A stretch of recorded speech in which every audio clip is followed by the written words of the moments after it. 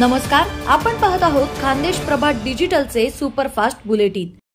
या बुलेटिनचे प्रायोजक आहेत गांधी रिसर्च फाउंडेशन।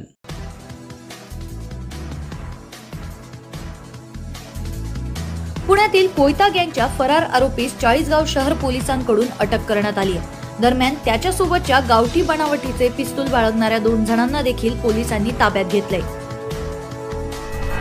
मराठा आंदोलक मनोज जरांगे यांचा संयम तुटला। दरम्यान ते आज मुंबईच्या दिशेने रवाना झाले असून उपमुख्यमंत्री देवेंद्र फडणवीस यांच्या सागर बंगल्यावर धडकणार असल्याचे ते सांगतायत। सरकारने मराठा समाजाला आरक्षण दिलं आहे। जरांगे पाटलांनी मराठा समाजाला वेठीस धरू नये, त्यांनी उपोषण सोडावं असं आवाहन जळगाव जिल्ह्याचे पालकमंत्री गुलाबराव पाटील यांनी केलं। जैन इरिगेशनचे संस्थापक श्रद्धेय भवरलाल जैन अर्थात मोठे भाऊ यांचा आज श्रद्धावंदन दिन।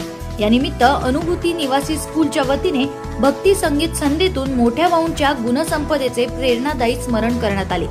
जळगावातील भाऊंच्या उद्यानात सुरू असलेल्या या महोत्सवात आज अनुभूतीच्या विद्यार्थ्यांनी गायनातून दादाजींच्या जगण्याचे सार्थकत्व अधोरेखित केले।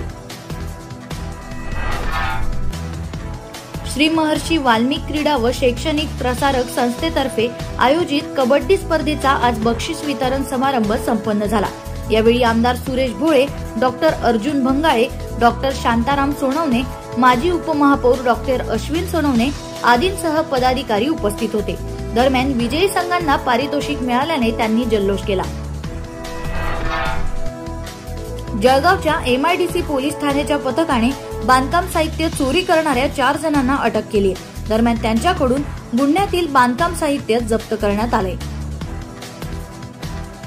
गांधी तीर्थ निसर्गाच्या सानिध्यात महात्मा गांधींच्या जीवनावरील जगातील पहिले मल्टीमीडिया म्युझियम आजच भेट द्या। गांधी तीर्थ, जैन हिल्स, जळगाव। अधिक माहितीसाठी www.gandhifoundation.net वर विजिट करा। या होत्या आजच्या विशेष घडामोडी। यासह इतर बातम्या पाहण्यासाठी आमचे YouTube चॅनल सबस्क्राइब करा। पुन्हा भेटूया, तोपर्यंत नमस्कार।